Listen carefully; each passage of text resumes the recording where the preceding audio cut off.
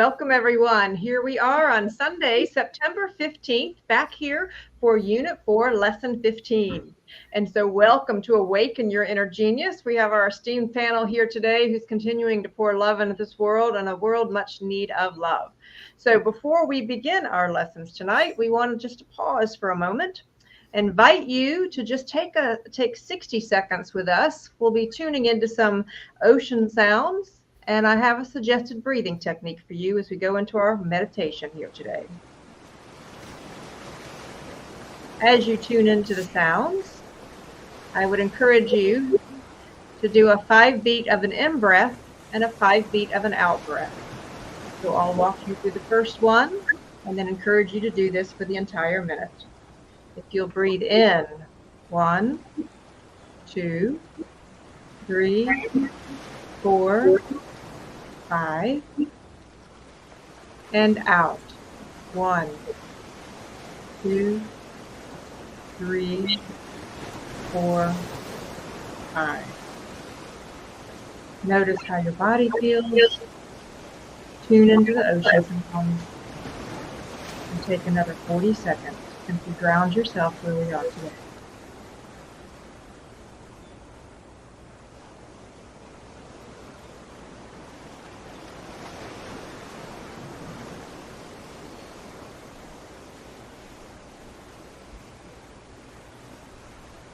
Remind yourself of the universal heartbeat.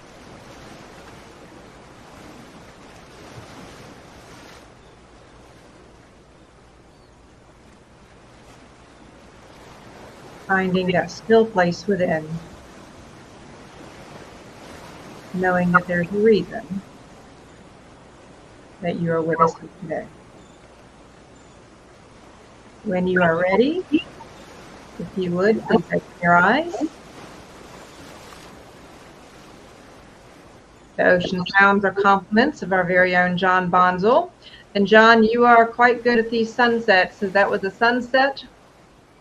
That was a sunrise. And if I could just make a quick little point, when this begins, and if you watch closely, it took about 20 seconds for the sun to rise high enough to actually hit the sand to where you see the reflection of the sun on the sand. So that's pretty good. Next time you watch it, just kind of tune into that. It's wonderful. Will do. Oh, yeah, you can't see it growing on there. That is beautiful. Love that. Growing. Oh. So we want to welcome everyone here tonight. Want to take a look at where we are and encourage you to invite your friends to join us here. We've been having lots of comments from people who are tuning into the broadcast. And here we are. And here's a look at September right quick. Here's a look at September. And right now we are here under Lesson 15. Lesson 15. So if we'll bring that slide up there. And so what we're going to do is we actually there on September 29th, so we have one more next Sunday, September 22nd, we'll have the Q&A.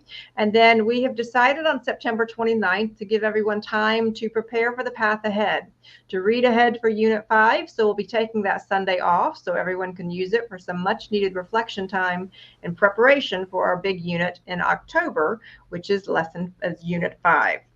Just to remind everybody as we get started here tonight, why are we doing this? And so as some of you have been joining us now, this is our 18th episode.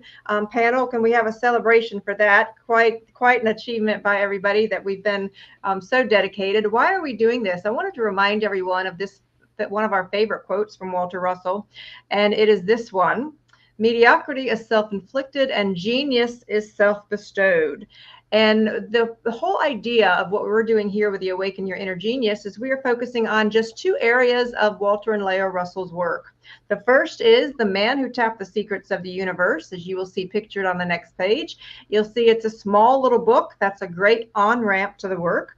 And then where we're really focusing is on the home study course. If you'll take a quick look at the picture on the next thing. And for the month of September, wanted to remind you all that there is a $50 discount on the home study course. And we now have the availability for you to be able to sign up for the home study course for just $25 a month. But when you take a look at this next quote, I'm going to ask John if you'll read this next quote, because this was one of the things that really drew me into the Walter and Leo Russell work. You know, it's interesting you bring this up because I was speaking to my beloved Karen about this morning over a cup of coffee. And I was saying that not even God himself can violate his own natural laws. Mm.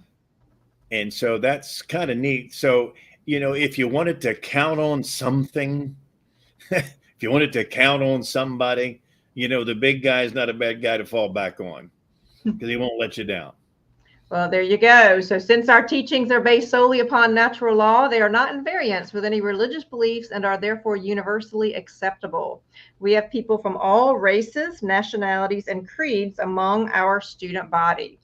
And as we continue here, before we dive into the lesson, if you'll take a look at the next image, just wanted to show you a couple of things here as we're showing everybody why we're doing this, because we wanted to remind you that the next 12 lessons, okay, these are the whole 12 units, will be devoted to giving you a more intensive comprehension of the higher knowledge of God's invisible universe and your physical relation to it. And one more, Jim, if you'll read this next quote, I think it's one of my favorites. If you're on mute, if you'll read this next quote, that'll be great. Thank you. If you can read and count to 9, you can master the secrets of the universe. And it truly is that simple. You'll Love come it. to it. Yeah. Great I power. thought, Kimberly, I thought you were going to add to that. If you can unmute your mic and read and count to 9. There you go. Well, I thought you were gonna correct him because he said it wrong. I'm just kidding. So if you can read and count to 9, you can master the secrets of the universe. Great power and that kind of simplicity there. And if you'll take a look at the next 3 slides, just wanted to remind you that this is an outline of the home study course. You can pause it when you have time looking at this later, and you can see all the subjects that are covered in these next 3 pages because it is comprehensive. So we want to say hello, Christy. Hello, Lisa. Hello, Margie. Go ahead and flip through those. James, thank you so much. And so here we are, everyone. I know you're working to catch up, and the extra day and extra Sunday in September will give us a chance to do just that. We did think before we dive into this particular lesson 15, based on some of the feedback that we received from people, that it would be helpful to go back to just a little bit of a refresher to lesson 14. So let's take a look at this on the screen. Hello, Deborah. We're so glad to have you with us here. Happy Sunday to everyone. So as we're continuing, I wanted to remind everybody about this particular quote. In vain do we build the city if we do not first build the man. Karen, I know that one resonates with you in a special way.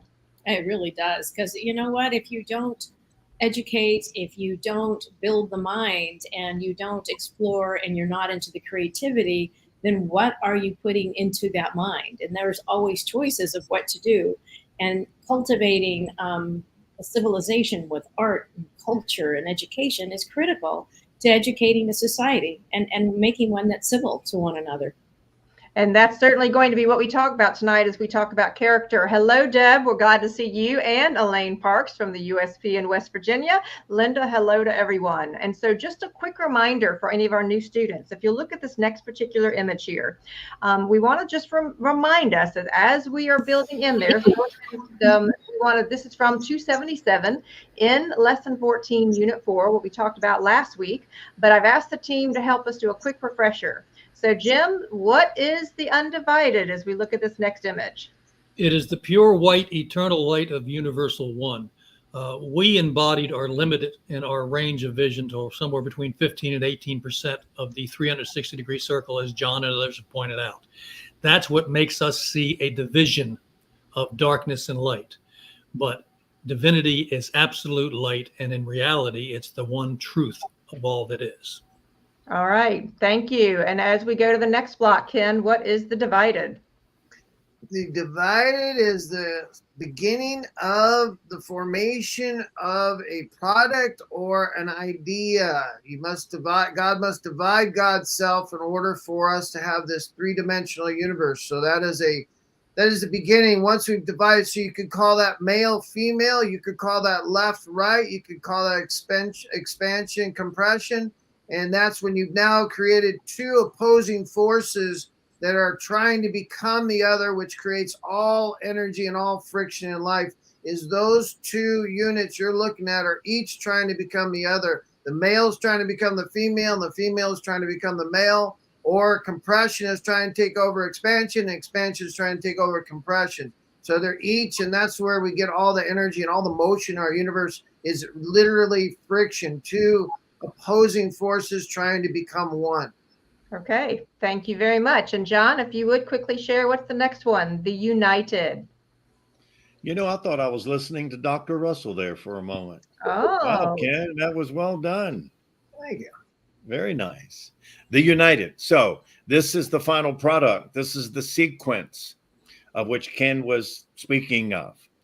So once that sequence is complete, now you're back to zero. Now you're back to the undivided. Now you're back to mated pairs.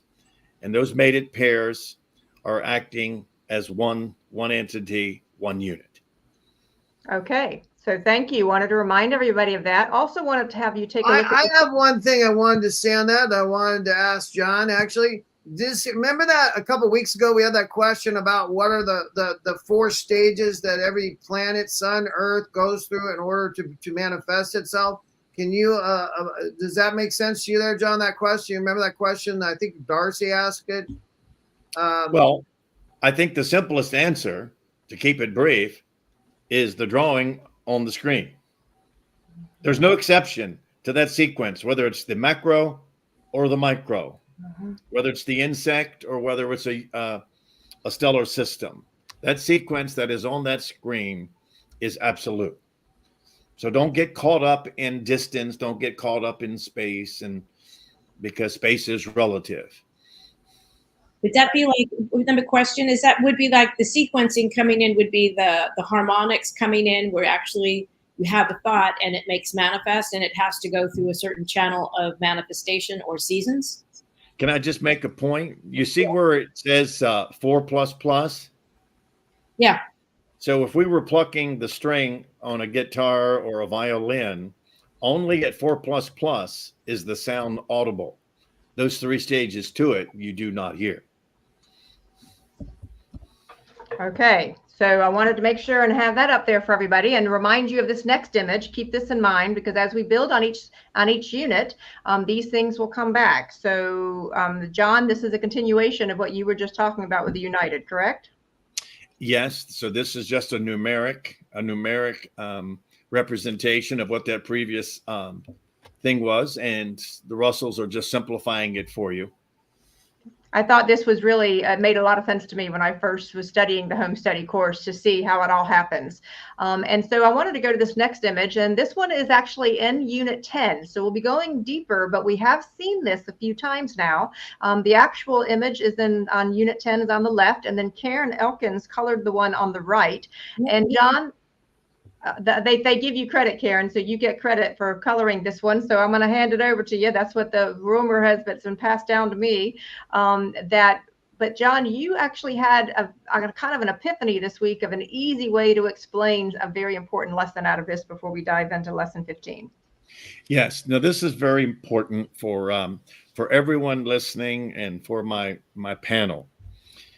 We're going to repetitively hear expansion and compression, and you heard Ken speak about that eloquently earlier, and that's all there is. So I have just a bottle here, a plastic bottle with a cap. Let's go to John. And I wanted to just simply share with everyone. So when I'm going to open this cap, I'm going to open this bottle, right? I'm going to twist this counterclockwise and the cap comes off. All right. Now that counterclockwise motion is female. And let me give you the attributes of that, right? So female is blue. It is centrifugal, outward winding. It is expansion. It is cold. It is outward bound. Now watch this. So now we're going to go clockwise on this. And what happens is, so the bottle and the cap pull each other together. So that clockwise motion is the male, is the centripetal, the compression, the hot, the inward. All right. Now, so let's let's talk about a bar magnet for a moment. Let's have two bar magnets, just kind of envision them here, right? So you got North Pole, South Pole, North Pole, South Pole. So when you have two North Poles facing each other on a magnet and you can't push them together, they're repelling each other, that counterclockwise motion is the stream of force that is happening. So no matter how you do it, they are not going to come together. All right. Now take a North Pole and a South Pole and do it clockwise, and you'll see they pull each other together. So what man terms as magnetism really isn't magnetism. It's all an electric flow of one motion, but it's seemingly two. So I was just trying to simplify the audience and everyone, because we're going to talk about this 10,000 more times before we finish Unit 12. But if you could get those basics, Okay. now, it will really help you, and try to find examples in your own personal lives of Well, that. You stir your coffee, right? And you put your cream in there and you stir it. Mm. Right? That's the drain on your plug on your toilet, the drain on your shower. That's it. So anyway, it's very simple. So I want you to keep that. I want you to keep that, John. That's important. So hold that up, and I want to go back to that particular image right quick before we go into lesson 15. So what we're striving to do, all of our experienced Russell students here, is they're striving to make these things as simple. So tie that what you just shared, John, with the image that's there on the right. Right. So if you look down the lower image, right? So the cap, we'll say the cap is the blue, is the female. We'll say the bottle is the red, right? You can see it. So if we go clockwise, right, it's going to pull them together. Those two will come together. But if we go counterclockwise, all right, they will push away from each other. Okay. Now, let's apply that to human relations. So we talked about this. Science says opposites attract. That's bullshit. There's no such thing. All right. So the more compatible someone is, or two people are, is the clockwise rotation of you bringing each other together of like-minded thinking. And then the opposite, the arguments and everything else, and the fighting that takes place, is the counterclockwise motion. And there's no way you two are going to come together.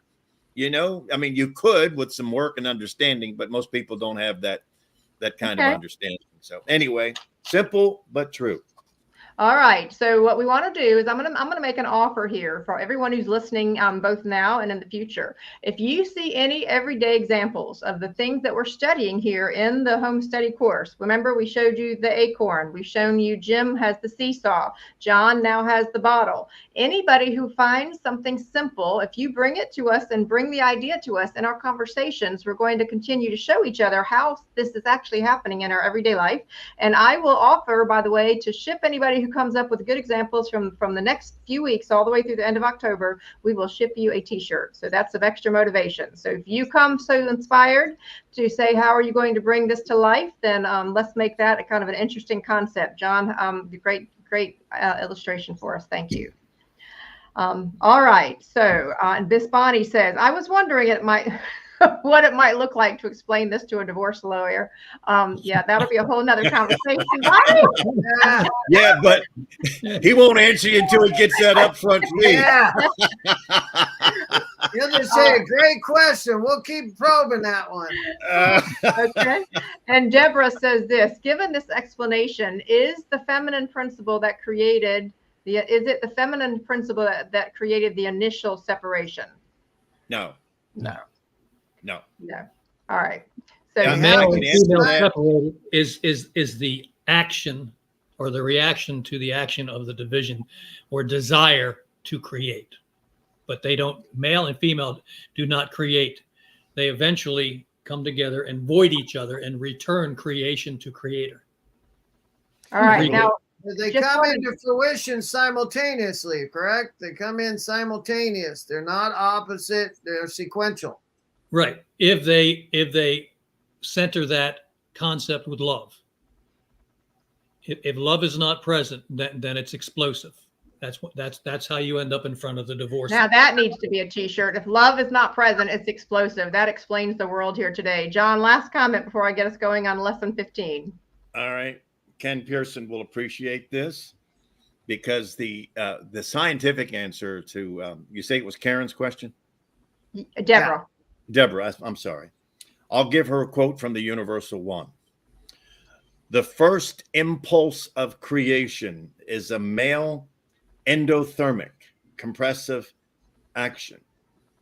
So once that breaks the line of inertia or the equatorial plane, simultaneously is born the magnetic female blue expansive part of the wave.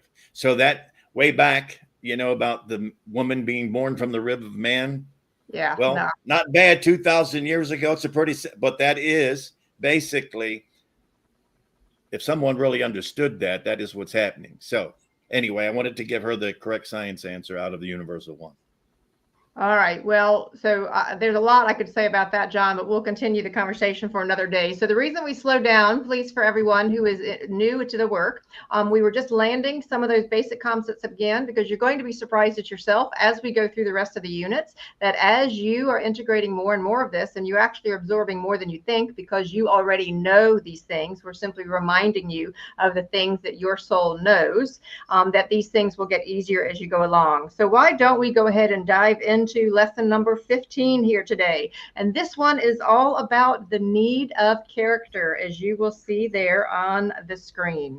And so I love this topic. I know you do. So Ken, I was going to ask you to please read the first paragraph there as these lessons progress. Sure. The need of character, lesson number 15, the need of character. All these lessons progress. We deeply feel our responsibility to you who are seeking to awaken the light of all knowledge and power within you, and to the world of men who are seeking to build a unified civilization, which is only possible when man as a whole shall have found that light within himself.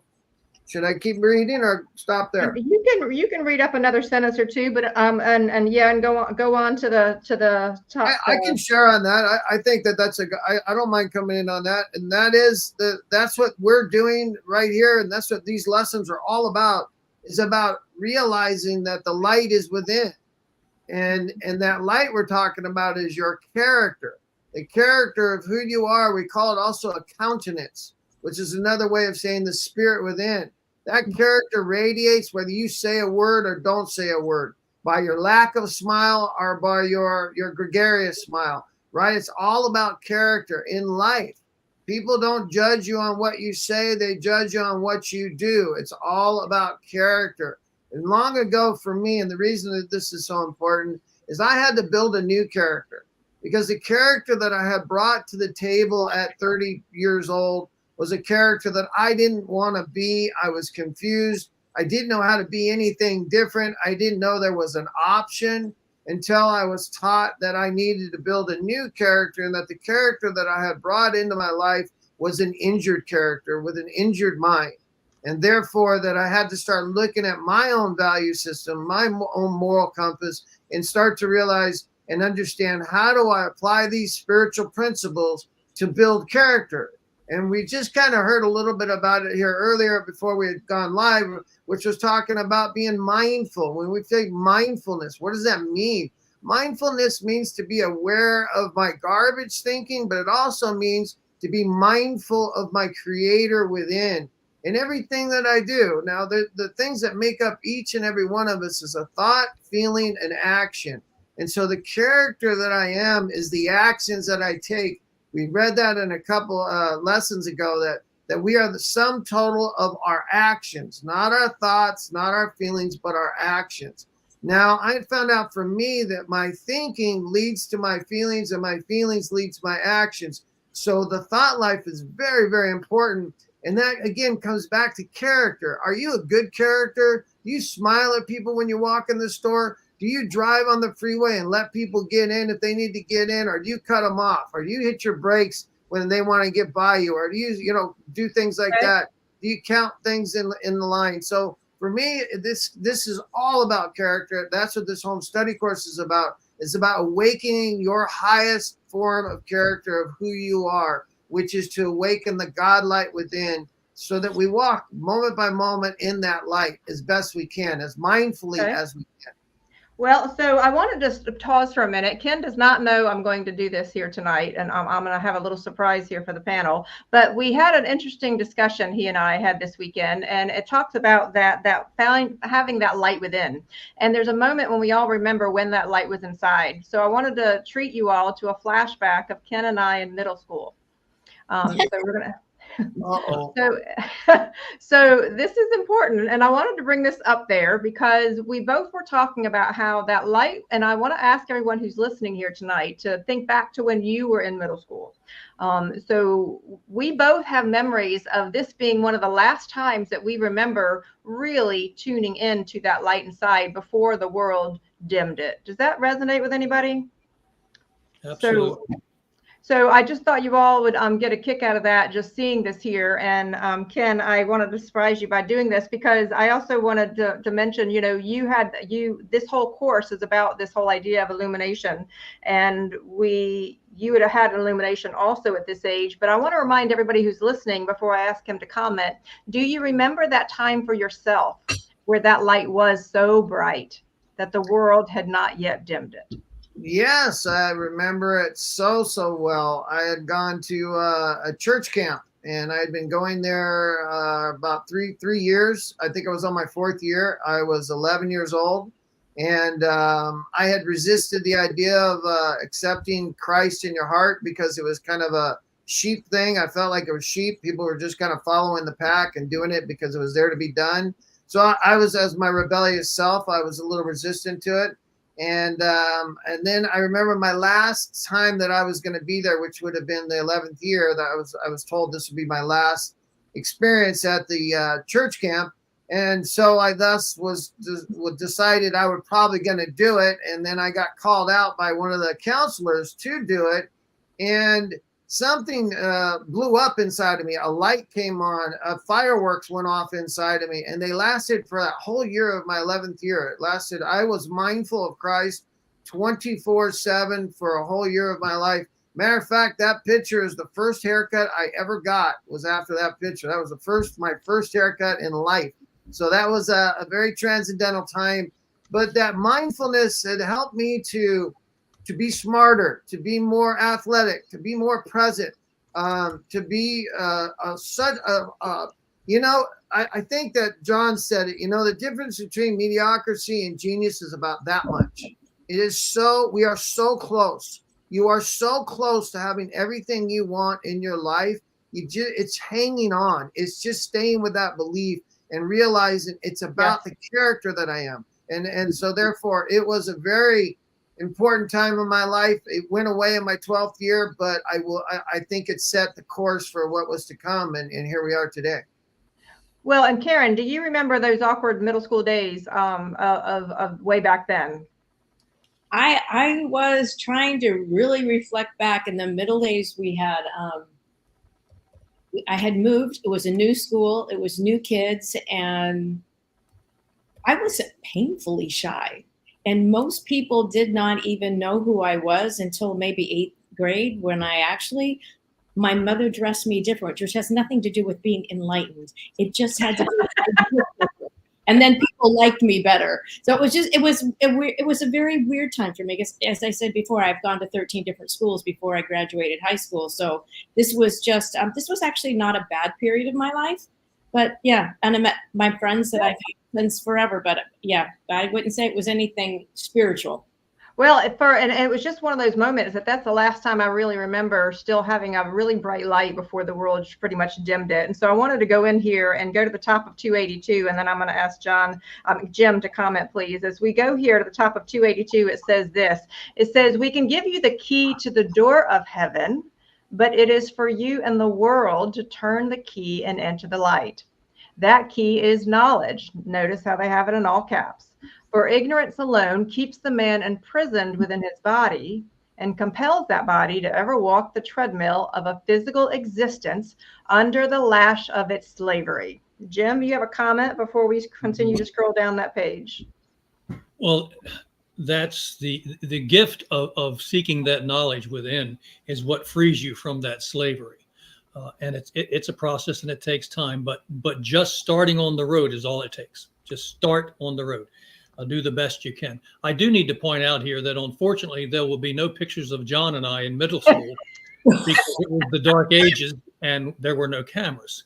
But I wasn't going to bring that up, Jim, but that's okay. So, we'll do what we can here today. So we'll scroll down a little bit farther on the page. I would like to have us cover a few more things before we take our first break here.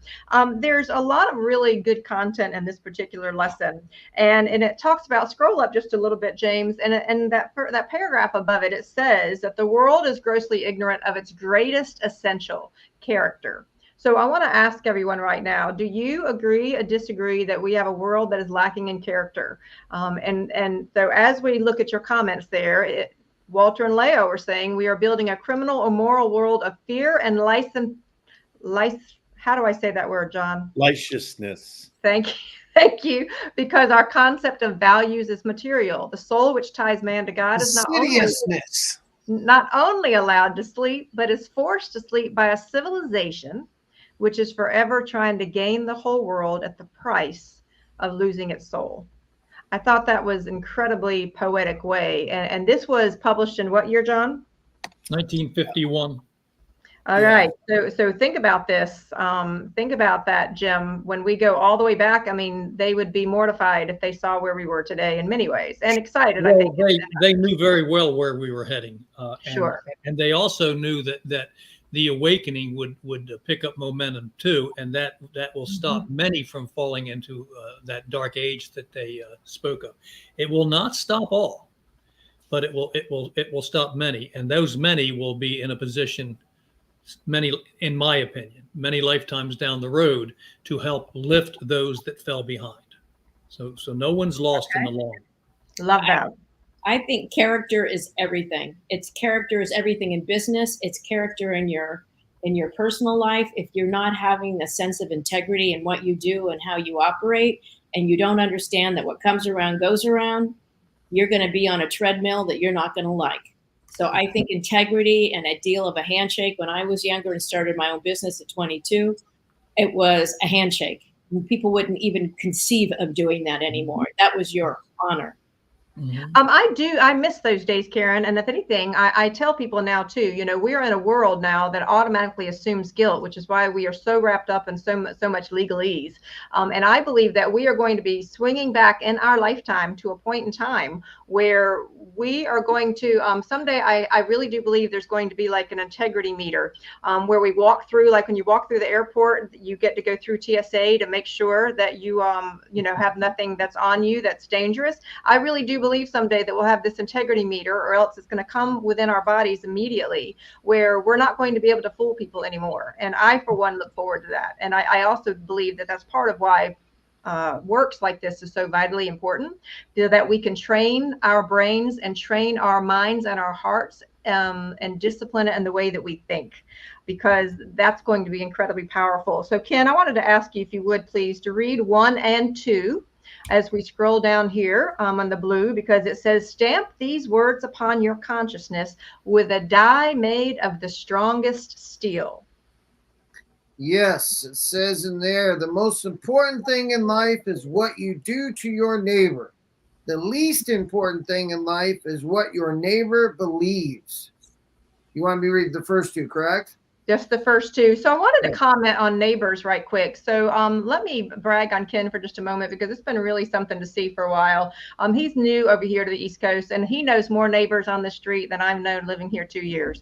And so it's been remarkable to watch him live this. And so I wanted to ask everybody in the comments, if you would, how tied are you in with your neighbors these days? And I want to give a kudos to my mom, who I know is on here. I grew up when she would take me to the welcome wagon. Do you all remember what a welcome wagon was? Yeah. It was an association that you every time somebody moved into your neighborhood, you would go and you would visit them. And so as a child, she would take me to the door when she had baked something or brought something, and that was a value that she taught me very, very early in life. And so we've lost that art in society, and I find it very, very powerful. That's why I wanted to pause on 1 and 2, because Ken, you take that very, very seriously. I'll have you comment before I go to Deborah and Rebecca's comment. Yes, I do. I think it's so important. Attitude is everything. It really is. And if you got a bad attitude, people can pick up on it nowadays quicker than ever. I think that what you were talking about, Kimberly, in terms of the TSA machine is actually called intersensory perception. And that Walter and Leo refer to it often, that as you start to embrace this course and as you start to embrace these principles, your intersensory perception will grow and blossom as you start to connect more to the God within instead of without. Looking up on that ceiling tile and seeing if God's on the ceiling tile. I always figured I had to get up on the roof to see God, because everybody always went, "Oh, God." And the reality of it is this message is all about God within. And what we heard in the beginning of this lesson was, and John said it, is that God can do no more than what man can do. God will do no more than what man can do. And that man has the capacity to do what God can do. That's what that messenger 2,000 years ago said, that we are all sons and daughters of the Most High.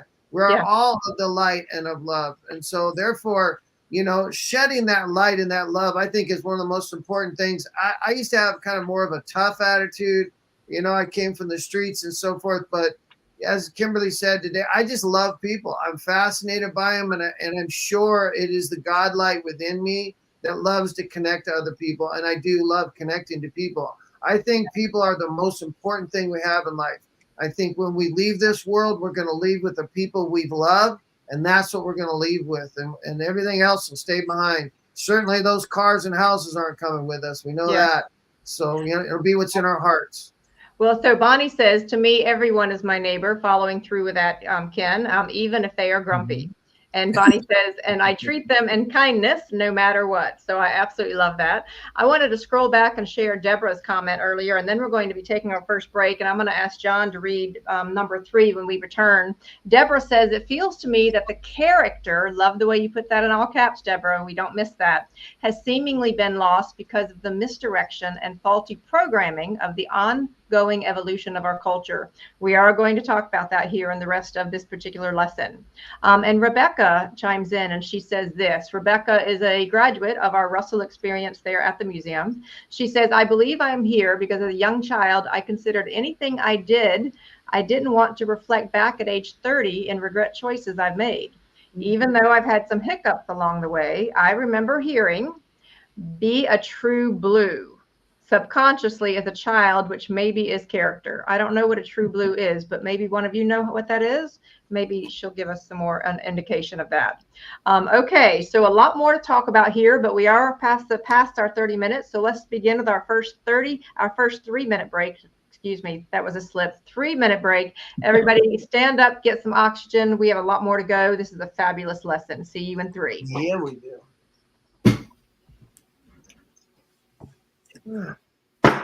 Okay. We're off. I'm off. The music will come on. Enjoy your 3-minute break.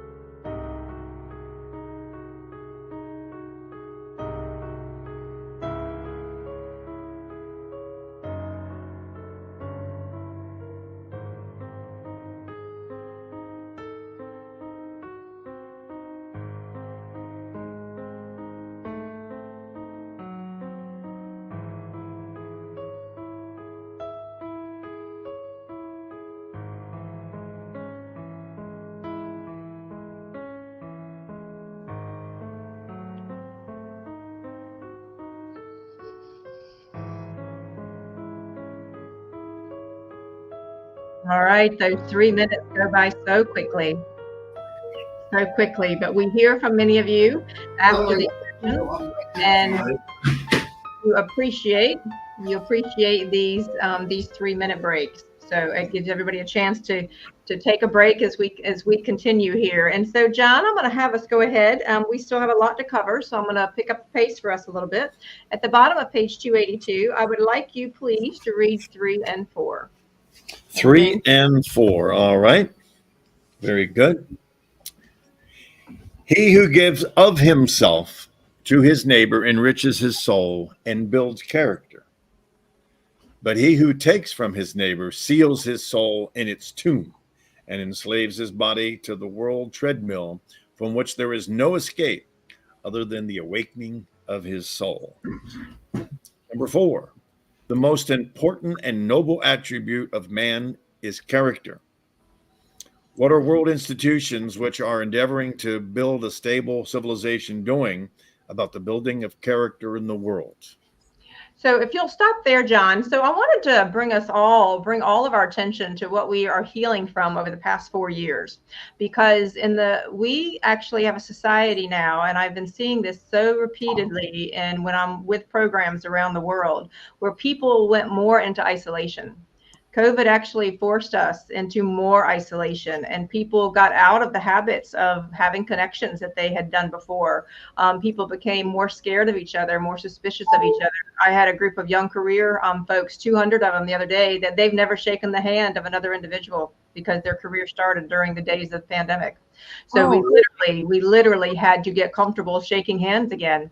And so I really wanted us to pause for a moment, because I think unconsciously, the collective, we have inadvertently sealed ourselves in a tomb where we are suspicious and we have walked away from others.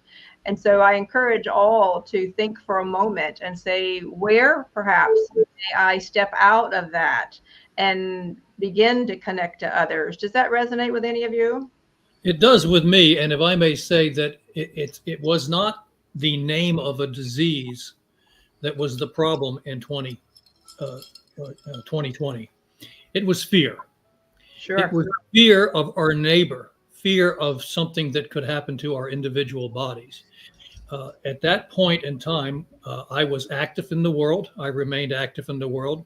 I went to and from without a face mask unless I was literally it was commanded of me to go into a facility. I showed no fear. I would talk to people, and anybody who was willing to stop and talk to me, I would openly talk to, and I would respect the people that chose to live in fear. The secret to life is to not allow any circumstance to push you into fear. Instead, flip it 180 degrees, and when people are falling into fear, your thoughts should be every day, what can I do to serve and love them? And you'll be amazed how you keep people from going overboard into fear if there's just someone out there shining the light of the opposite direction. Yes. It's going to be okay. All right. I love that, Jim. Very, very well said. So I'm going to move us along here on page 283. And they go into talking about the things that have not built the civilization. And so they talk about education. I'm going to have Ken end up reading that section about religion in just a moment and have John comment. But education, it talks about, is entrusted with the unfolding of mind awareness, which alone unites man with God. The primal necessity of education is the building of character in man through giving him knowledge of the arts and skills of man's produce and of the interchanges. And it continues to go on. And then it explains that we actually are stuck in an era of remember and repeat instead of geniuses who think and know. So we've spent some time talking about that with education. And so if you would, Ken, just read that section about religion, and then I'm going to ask John to comment on that. Religion is entrusted with bringing love into the world in order to unify mankind into one world. Religion is the most disunited organization on earth. It consists of over 400 disunited sects who are divided one from another by unnatural pagan beliefs in miracles, superstitions, creeds, dogmas, and doctrines, which have bred disunity, intolerance, fear, ignorance, and licentiousness. Close enough, Ken. Licentiousness lasciviousness throughout the world for long centuries. Disunity cannot unite.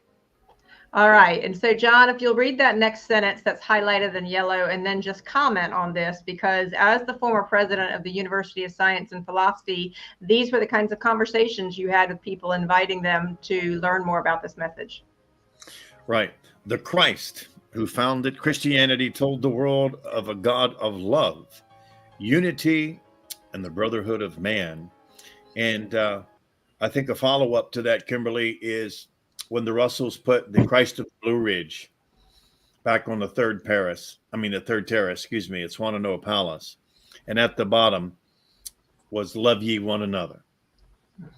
That's all you got to do. It's not a difficult thing. And I think I've shared this with Jim many times, is that I think we were given the concept of family so that the day that you can love a fellow human being with the same intensity that you love a son or a daughter or a family member, then you've made it. Until then, you got work to do. So just kind of keep that in mind. It's that, because you want to have this possessiveness in that family unit, whereas when you think universal love, there's no possessiveness, there's no separation, that type of thing. Yes. And I wanted to just add one comment, Kimberly, if I may, about character. Remember this: character is what defines us individually and collectively. Yep. It's who we are. Very powerful. Say that one more time, John. Character is what defines us as individuals and collectively. So Leo, I'm sorry, go ahead, Ken. No, go ahead. That was beautiful. So when we use the term lack of character, or that person expresses lack of character, right? That means something's missing. They're trying to take from the world instead of giving it. And one of my favorite things on this subject is in The Man Who Tapped the Secrets of the Universe, when Dr. Russell speaks of living a life triumphant. And if every person listening could use that, as a tool, as a guide, that each day when you wake up, that you give to the world more than you take from it. Boy, wouldn't that uplift the world in a tremendous pace.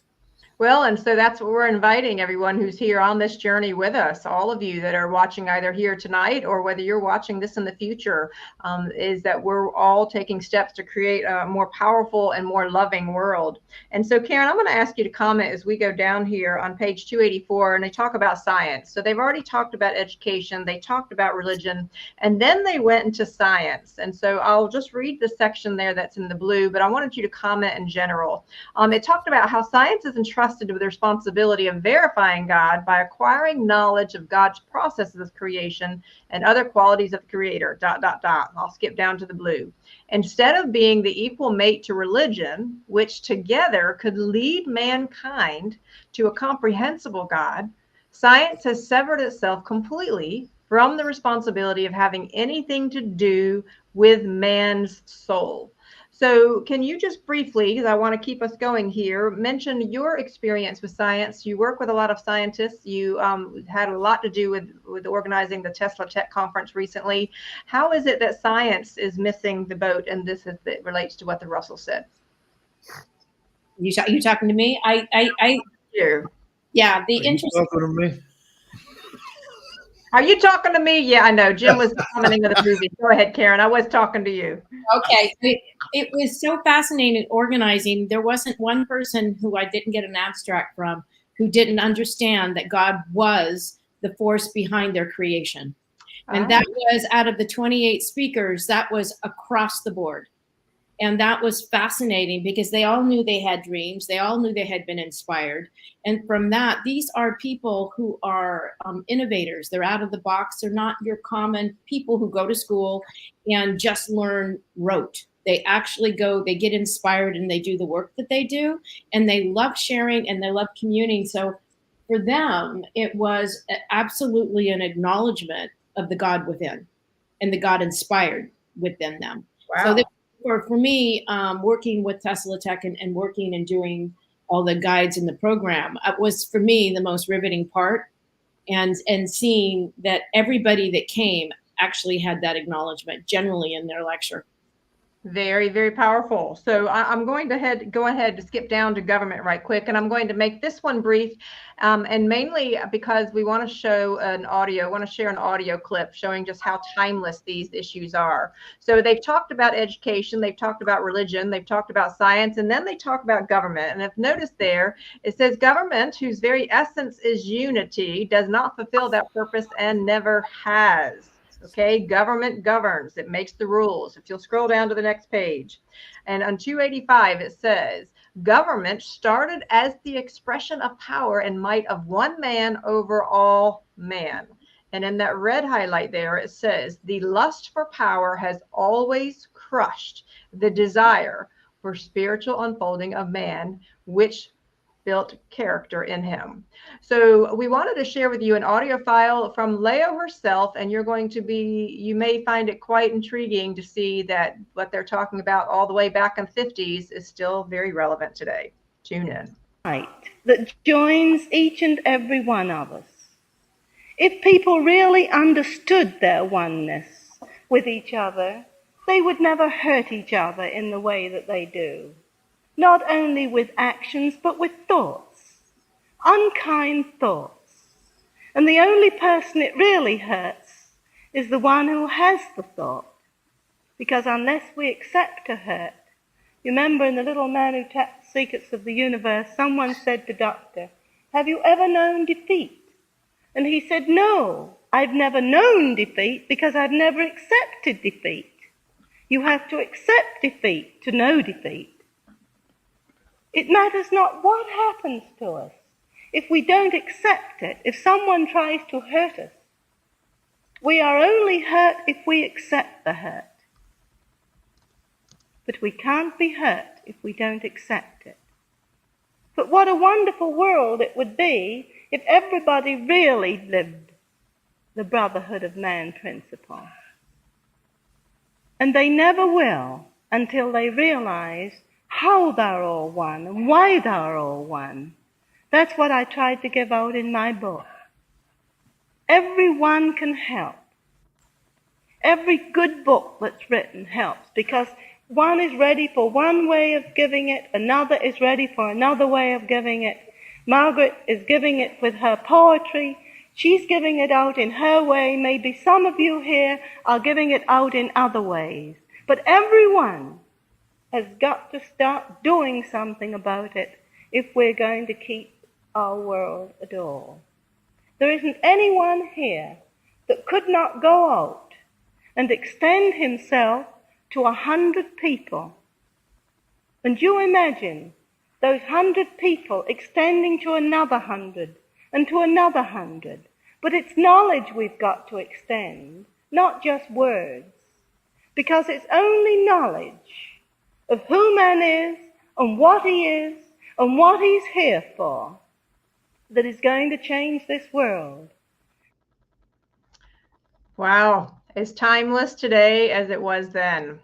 As timeless today as it was then. And you know, we have almost 50 people live with us here tonight, and so that is very, very exciting. And so when we think about the fact that even the people that we've reached, we're almost close to 400 followers on this particular channel. We invite everyone to please continue to share with your friends, and invite them into this conversation. And Jim, just a comment on what Leo had to share before I take us to the top of 286. She has a beautiful way of simplifying the message to humanity. It literally is giving love and service to others, and it will sweep the world. And also holding on to the concept that it matters not. She made it so clear what your neighbor may say or do to you. It doesn't change you and your love for them. I'm not saying like. Sometimes it can be difficult to like somebody, but love is a whole different state of being. You can love them anyway. And in that love, don't express any anger or disappointment toward them. Just hear them out. Let them be who they are and then be loving back. All right. So before I hand it over to Karen, I just want to mention something. We have almost 60 viewers here tonight on TikTok, and I want to say a gracious thank you to all of you on TikTok that's with us. We stream across multiple channels so that we can reach as many people as possible. And I want to give you all a big pat on the back here for tuning into something that is loving and uplifting and not investing any more of your time and energy into some of the other negativity in the world. Because I think in today's world, our neighbors not only are our physical neighbors, but they're also our neighbors that are across the internet. And I think that's important for us all to begin to redefine what a neighbor is. Karen? And I think that goes into exactly what I was thinking is, but our neighbors are around the world, which is exactly that. And what I think is when we talk about the world religion, it says to bind.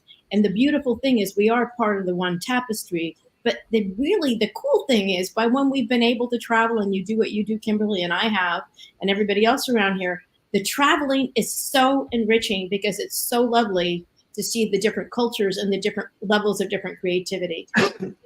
And I actually say, when I look at the tapestry, it's a beautiful thing. And not to disenfranchise any of it, but absolutely embrace all of the creativity that God's given to all of this creative universe.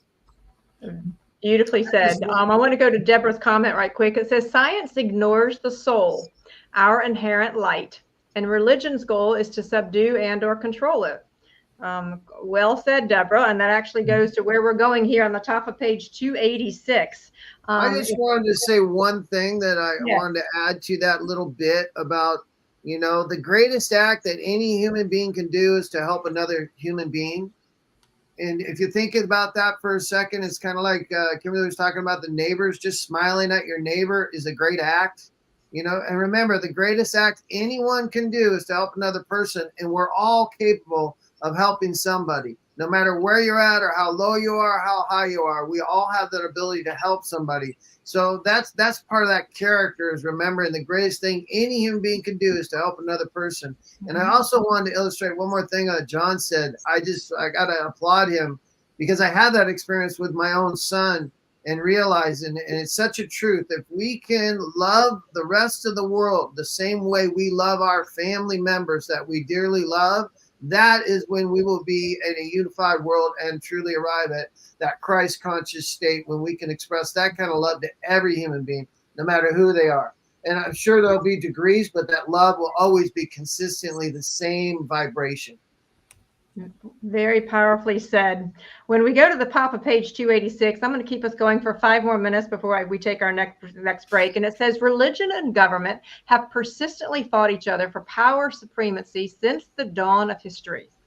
That power, which both church and state fought for, was the power over other men, and such power was always based upon self-motives. And so if you'll scroll down just a little bit and go down to the sentence where I have it underlined in red right there, the human race is still primate intellectually and barbarous physically, and that includes its institutions.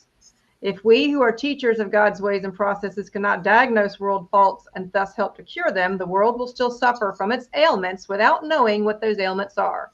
This is a very important sentence that I want to bring up to everyone, especially those of you that have the copy of the Home Study course. The world needs leadership, but when the church or government desires power, leadership then means dominion over men. So I wanted to pause for a moment because leadership is an especially important principle to me, because that is what I certainly go and teach and work with so many companies. And I wanted to ask the panel to imagine with me for a moment, what does the new kind of leadership look like in the world that is based on the principles that are here in this home study course? Because right now we have a world that has not had a pantheon of either female or male leaders that are showing us this loving way of leadership moving forward. So can we ignite a vision here tonight and share? I'm going to ask each one of you to briefly share, what does a new leader living in this state of Christ consciousness look like? Karen? It reminds me of when I started the school. And when I started the school for the kids, I created a global theme-based school with hands-on. And what it reminds me of when I did that, all the different cultures that came in to the school were in tears because they were acknowledgement. So when I look at leadership, I look at acknowledgement, and meeting people where they are and respecting the variety that's there. That's part of it. Love that. Who's next? Sovereignty of every soul. It's learning to recognize the sovereign and magnificent importance of every soul and feeding that and allowing them to give of themselves to you and become inspired. We talk about give. My God, I know I do. But we also have to be in a place to receive, because that empowers you to give more. And that starts the momentum that Leah was talking about, where you get hundreds that give thousands that give hundreds of thousands, and that's how we will recharge and reroute the world history by individual excellence and love and giving to each other. I think it's also important in that giving mentality it is important for givers to give to other givers, not to give to takers, because takers will just keep taking. There's a lot of people that just take, and no matter how much you give, it will never be enough. So I always believe it's the giver's responsibility to make sure that we give to those that are givers that are re-giving back, not to people that just take. There's so much. I understand where you're going there, Ken, but we also try and remember the old parable about the spring in the woods.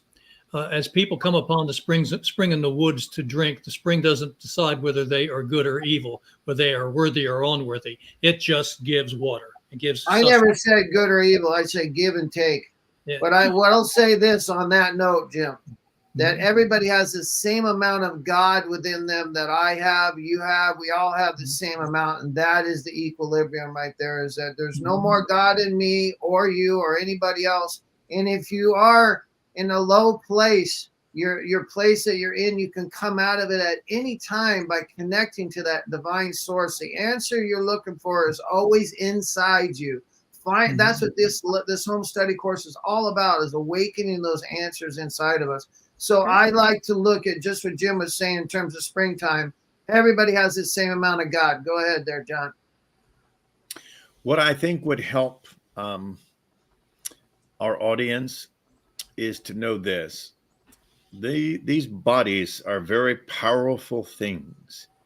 And we look out upon humanity and we see bodies of all kinds of shapes and all kinds of colors and skin colors and so on.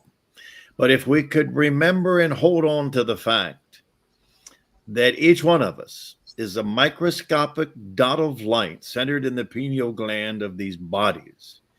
And when you're looking at people, try to not look at the bodies, but know that body is centered by the same light that you are, that everyone is. Okay. And it will help you.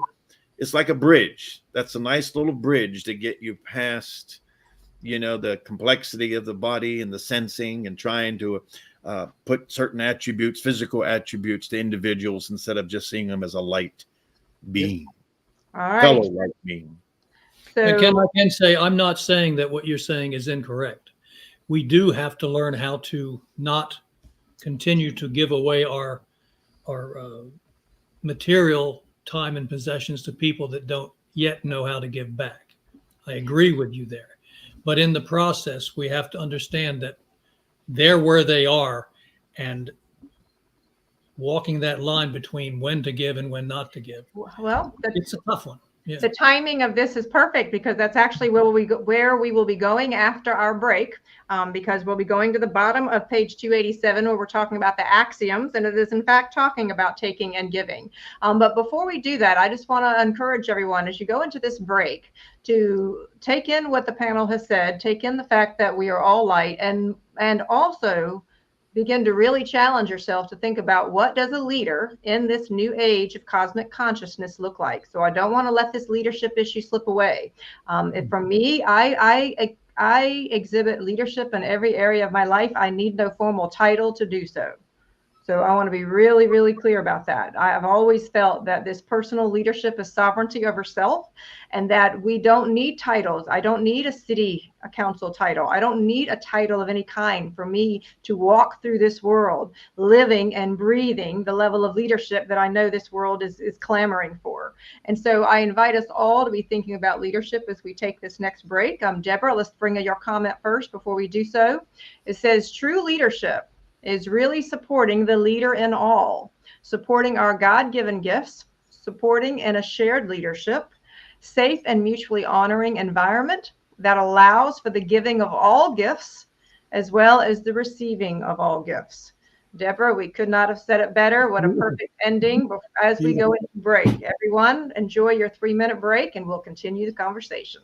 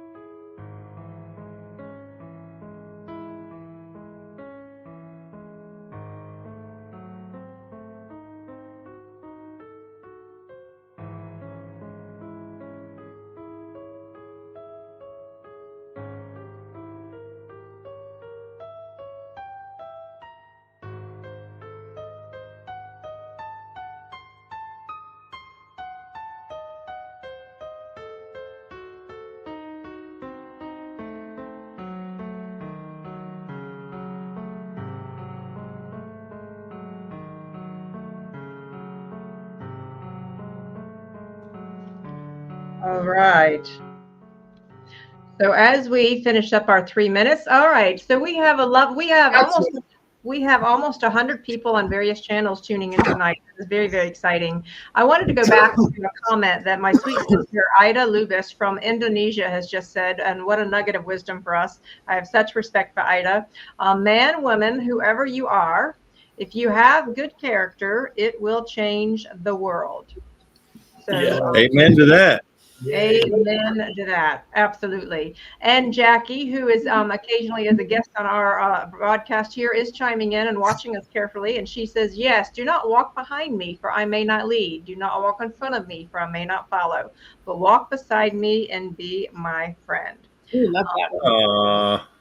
Love that. That's your girl, Jim, right there. How comes you don't have that kind of wisdom? I'm not as bright as she is. Yeah. She's my morning star. Hey, my love, I got one for your leadership here. You ready? Yes. True leadership, we find, depends upon able example and not upon vain display of power or glory. Able example is true leadership, right? Is to live it, not talk it, right? Too many times we hear people talk it but don't walk it. But when you walk it, that's able example. Well, I love that. And I'm so welcome, 7P. We see you. He says, hi, everyone. Leadership is one with vision. This notion of leadership, you'll hear me talk more about that as we go through this home study course, because I believe this is part of why I know so many people are hung up in America about when they're talking about leaders, when I see people in corporate talking about leaders, or I see people in communities talking about leaders. We come from a society that has trained us to believe that the leaders are at the top. And we have had this collective abdication of our responsibility, understanding that leadership is a personal choice in every moment and every day. We are leaders of our families. We are leaders of our neighborhoods. We are leaders of our communities. We are leaders of our countries. And if more of us actually took ownership of that sovereignty, I believe there would be less strife in the world, because we'd stop looking for someone else to solve our problems, and we would step out of the victimhood mentality that is seeped so deeply into our culture. But and John, your last comment, and then I'm taking us to the bottom of page 287. I think this ties into what Ken read and what you just said, Kimberly. But one of the greatest lines, I think, from President Kennedy in his inaugural address is, ask not what your country can do for you, but what you can do for your country. And to me, that is a great example of leadership, where it's don't count, like you just said, don't count on someone else to do it for you. Right. Pick up the ball and run with it, and you do it. Well, and can you imagine the light that we would begin to emit out in the world if we all were walking through the world with that vibration of absolute sovereignty? And that's part of what I really appreciate about the Russell work. So to the bottom of page 287, the axioms. Jim, I'm going to ask you to read these two axioms, please, as we pull this up on the screen, because it makes the difference between taking and giving. So the bottom of page 287, right there, surrounded in yellow. Axioms. The physical expression of unfolding man is evidenced by taking. The spiritual expression of unfolding man is evidenced by giving. Boy, does that not simplify it. It does. So I wanted to bring attention there, and I wanted to come down to where I have the red brackets on the next page, because it talks about how the fruit of the taking principle, okay, the fruits of the taking principle are the exercise of might over right, for acquisition of power and material possessions. The fallacy of the taking principle is that what one takes from another to enrich oneself with possessions and happiness will impoverish him instead and bring him anguish to his house in the measure of his taking. The law respecting the taking principle is that the exercise of might over right by the strong over the weak will strengthen the weak to destroy the strong. The slave will always rise to slay the master. He who slays by the swords is slain by the sword. The richest and most powerful empire builders in the world have been reduced to living on rations behind barricades of armaments, lest they be destroyed by the descendants of those that they have destroyed. So very, very powerful. And I want to go down to the highlighted thing. Now, I do know, John, I do know we will be losing you officially at 8:30 Eastern Standard Time, because football is coming. So I'm going to send you a big love right now, and know that we will graciously send you good vibes as you do that. But why don't you comment for us on and read that sentence in yellow, please? Yes, ma'am. The fruits of the giving principle are love, happiness, inspiration, and the exaltation which comes only to those who have become aware of the inner light to some extent.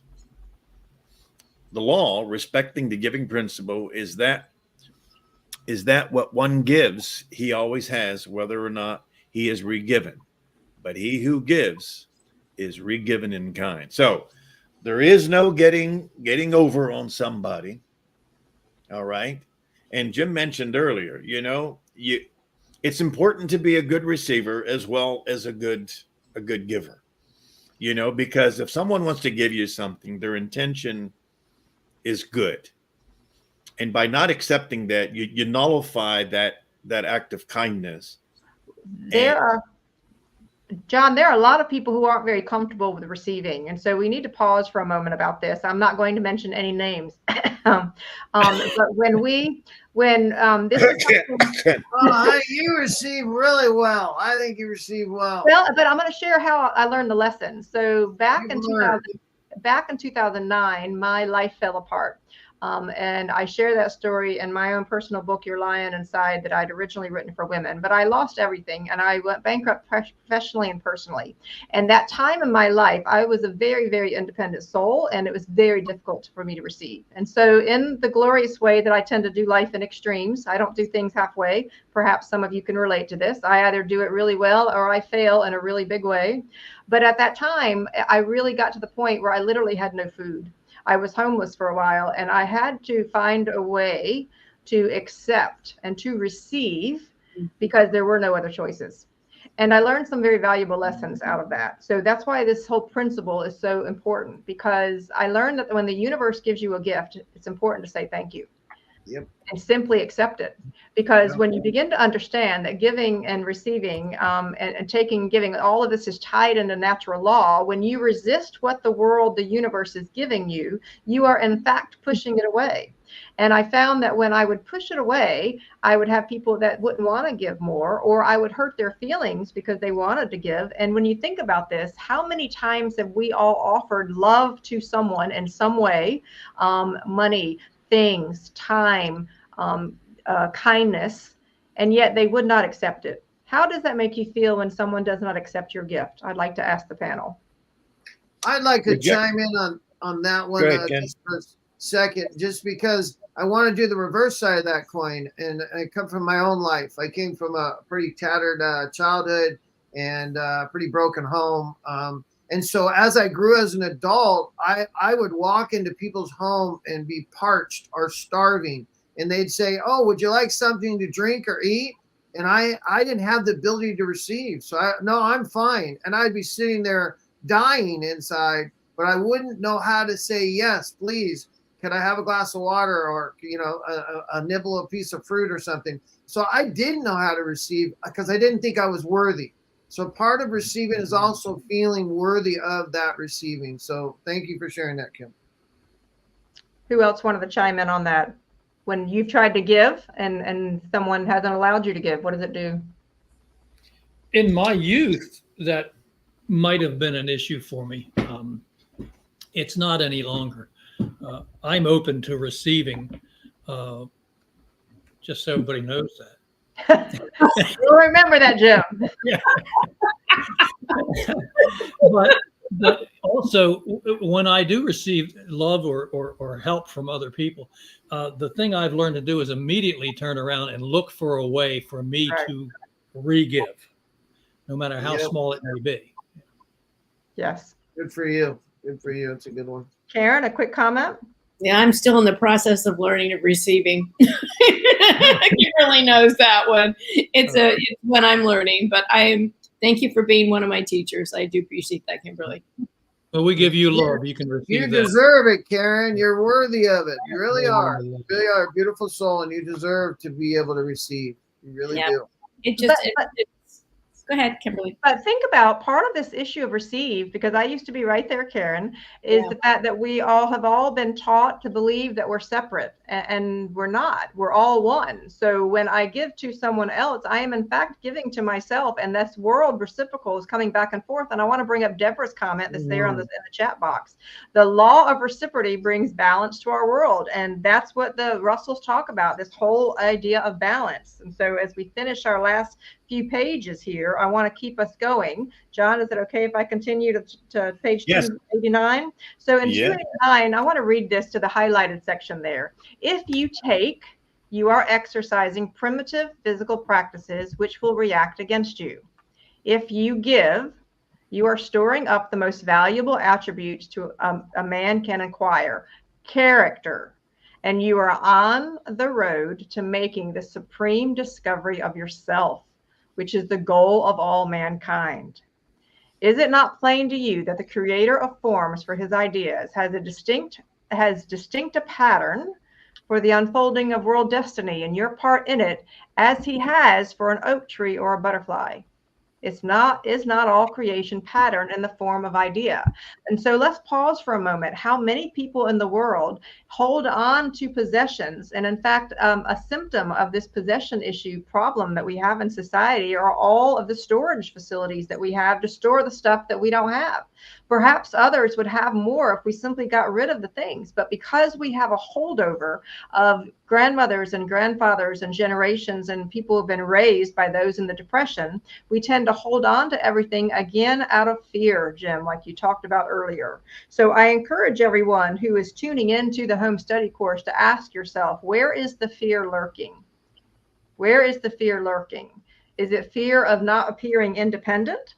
Is it fear of not having enough? Because I have to tell you, for the past several years, and John saw this when I came in and I was offering to assist the University of Science and Philosophy, I stopped being worried about fear, and I simply gave and gave, and I gave in a way that has given me so much abundant love and so much opportunity. And for some of you that are on this broadcast, you've been in my life here for a number of years. And so my life is incredibly rich with the gifts that are given back to me.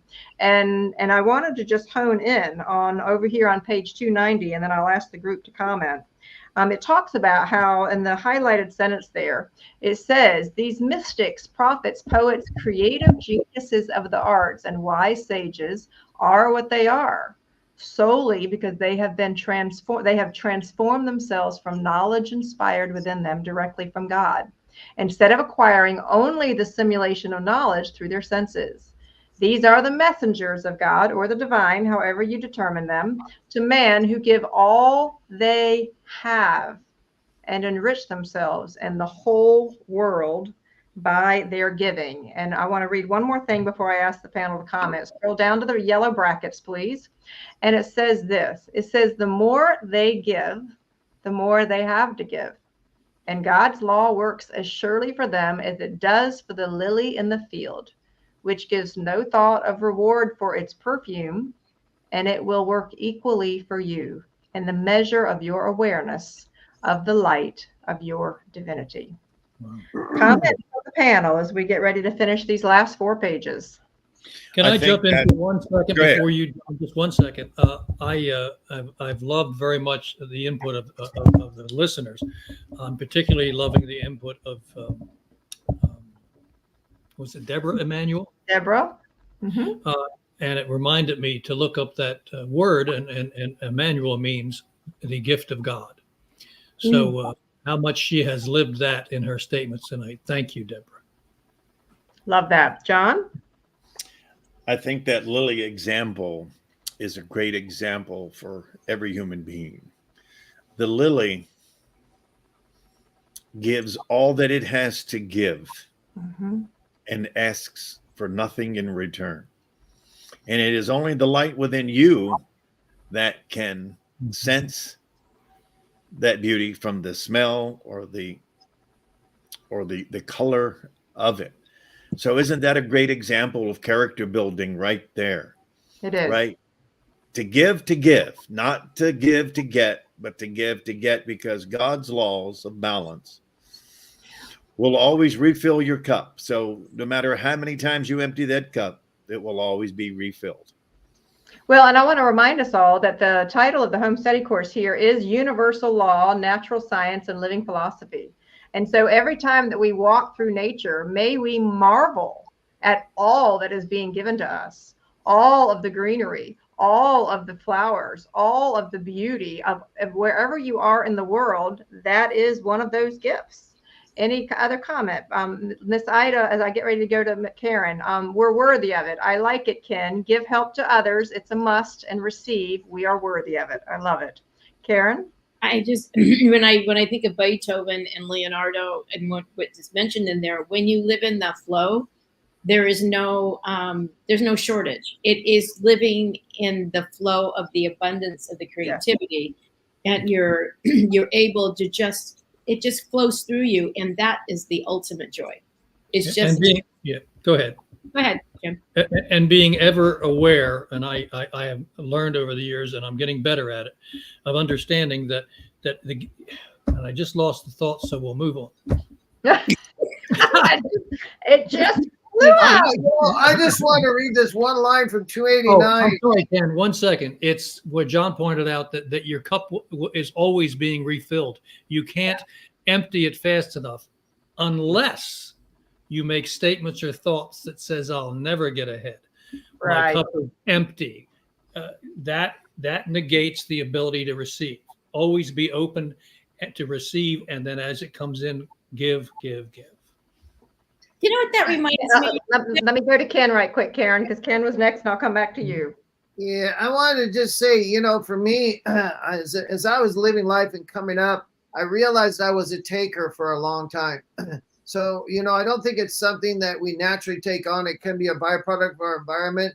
But I learned to be a giver instead of a taker, because a taker is empty. And I love this line here. It says, if you give, you are storing up the most valuable attribute a man or woman can acquire, character. Yeah. Powerful. This is all about. Karen?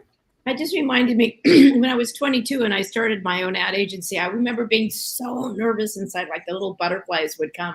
And I'd always say to myself, how are you going to get the next idea? How are you going to get the next idea?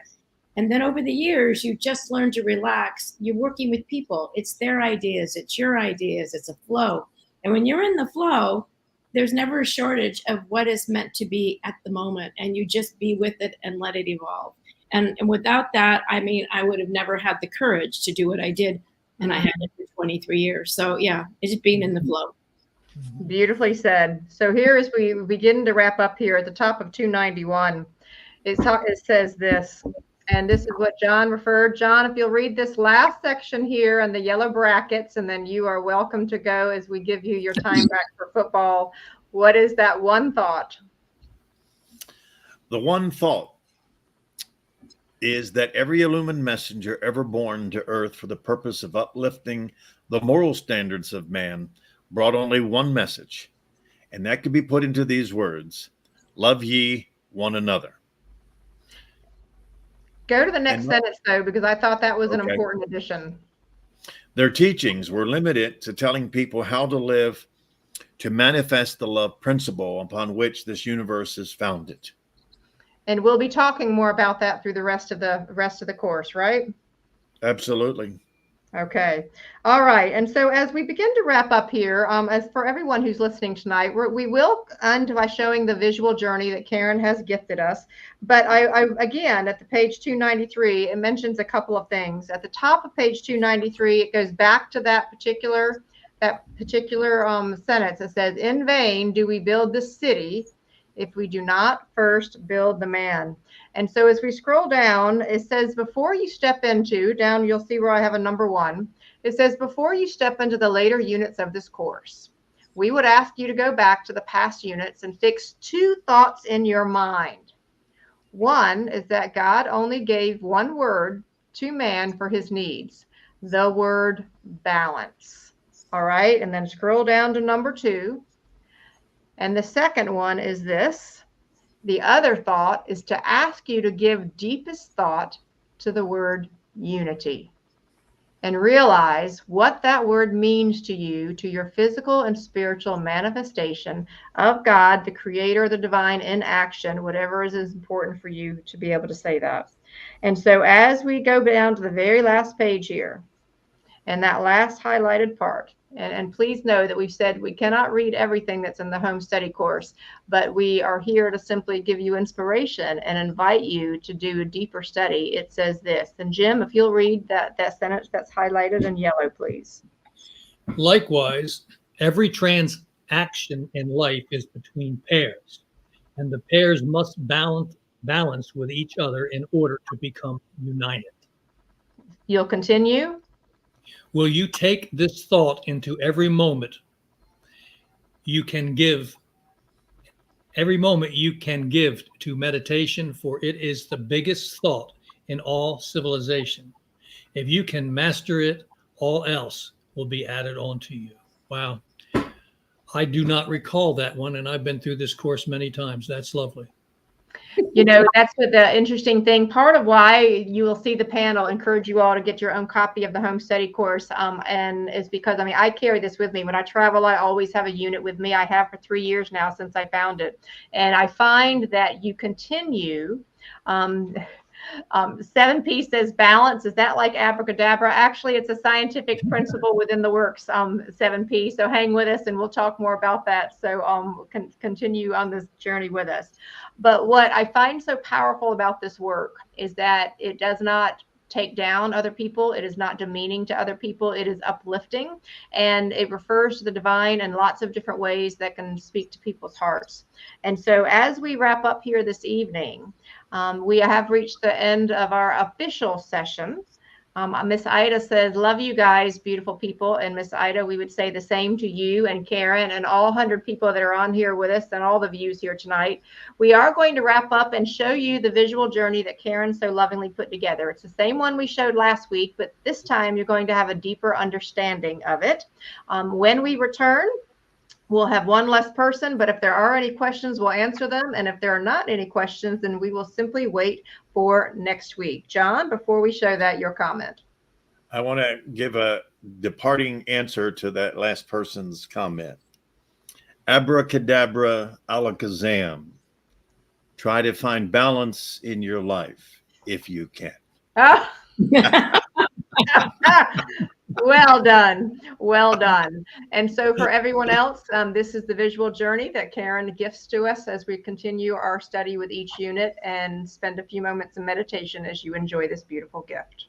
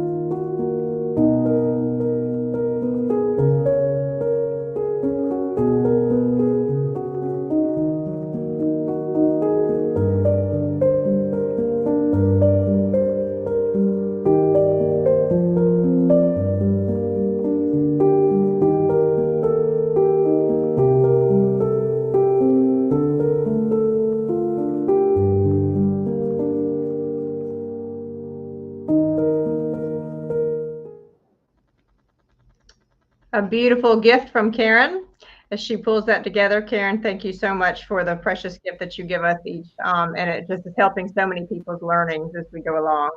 So a few things that I wanted to mention to the audience as you put in any questions that you have here for this evening. Thank you for staying with us for the whole time. It's been an incredible conversation. Bonnie says, thank you, panel and Karen. That was beautiful. Love that, Bonnie. I wanted to mention an event that's coming up. So if you'll take a look here at this particular event, I've mentioned this a couple of times, but the University of Science and Philosophy is hosting their homecoming event. It is the last weekend of September, September 28th and 29th. It is called The Secrets of Universality, The Secret of Universality. I need to take off that S. And tickets are also available by Zoom. I'll be helping to MC the event. And so any of you that are able to come, or if you want to just join us on Zoom, feel free to. I also want to ask James if he would. I've asked him to pull up two things. We partner very closely with the University of Science and Philosophy. I have an office there, and we'll have a new studio that'll be going live there in a few weeks. But I wanted to ask Jim if you would please comment on something that Leo Russell talked about, the Age of Character clubs. And as you're talking, I've asked James to just pull up that particular link and show where we are listed under you and Jackie. We were lucky enough when Leo came up with the concept for the Age of Character clubs to be chartered as the group that we had in Newcastle, Delaware at that time, led by Howard Hall, to be the first chartered Age of Character club. The Age of Character clubs are designed to give people in their communities the ability to start a charter and do good works within their community via the Age of Character Club. Now they can do good works without the Age of Character Club, but it helps bring like-minded people together, much like a PTA or a Lions Club or so many of the other ones of that nature. So she just wanted to give the opportunity for people to be able to charter these clubs and do work in union with the university to spread this message in their own communities. Well, and we're delighted to have Awaken Your Inner Genius there under Jim and Jackie, because they were one of the original charter members. So that was an exciting thing to think about as well. So thank you. And James, if you would, before I go to Anna's comment there, I was wondering if you could speak a little bit about what is available for people at the Awaken Your Inner Genius channel. Our tech producer will come off from behind the scenes and share with everyone a little bit about what's available.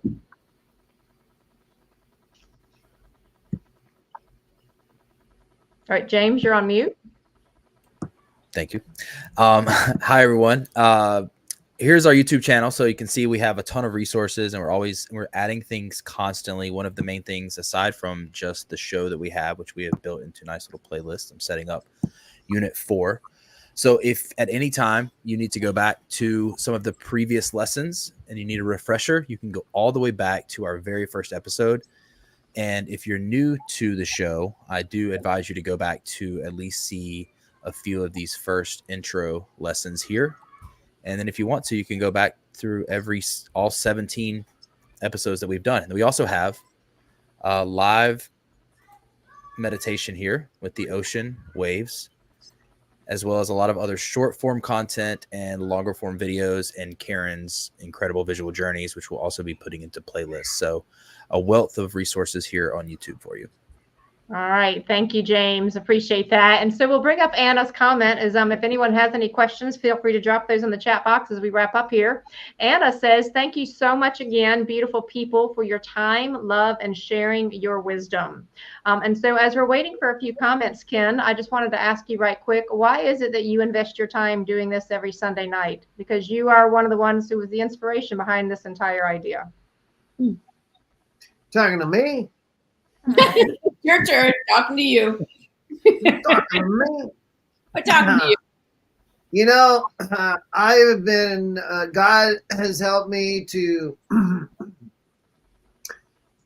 awaken that which is inside of me, laying dormant for so many years. I kind of had a sordid childhood, so I was definitely thinking I got served up a bad dish of life. And you know, I realized that it wasn't about being served up a bad dish of life. It was about the way that I was looking at life and the dish that I was served.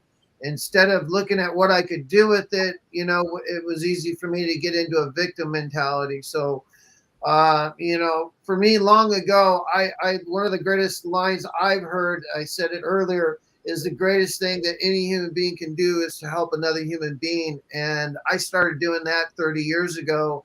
And nothing lifts oneself greater than to lift someone else up. I think is the greatest joy is to watch the light come on in someone's eyes, to help them to realize they already have the answer inside of them.